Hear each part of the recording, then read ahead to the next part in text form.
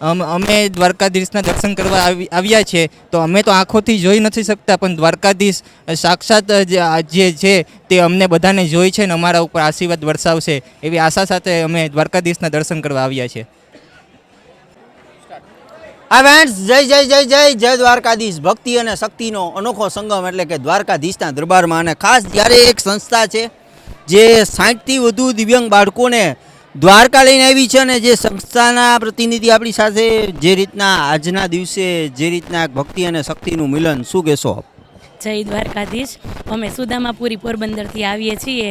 હાલ બધા જ લોકો પ્રવાસમાં જતા હોય છે, તો અમને દ્વારકાધીશની એવી સ્ફૂર્ણા કરી છે કે અમારે પણ શારીરિક અને માનસિક અક્ષમ લોકો છે એમને કોઈ જગ્યાએ આધ્યાત્મિક જગ્યાએ પ્રવાસમાં લઈ જવા જોઈએ. તો સુદામાપુરીએથી દ્વારકાધીશના આ લોકોને દર્શન કરાવવા માટે અમે લઈને આવ્યા છીએ.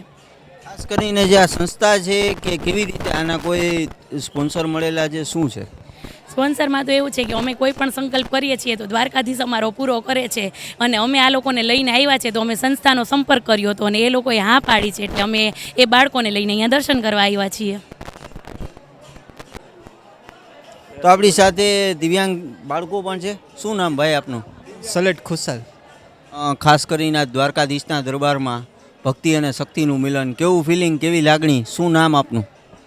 મારું નામ સલેટ ખુશાલ છે. હું શ્રી ભારતીય પ્રજ્ઞાચક્ષુ ગુરુકુળ પોરબંદરમાંથી આવેલો છે, અને આજે અમારી સાથે અમે બધા વિદ્યાર્થીઓ દ્વારકાના પ્રવાસ માટે આવ્યા છે, અને સાથે બેરામુંગા પણ વિદ્યાર્થીઓ છે.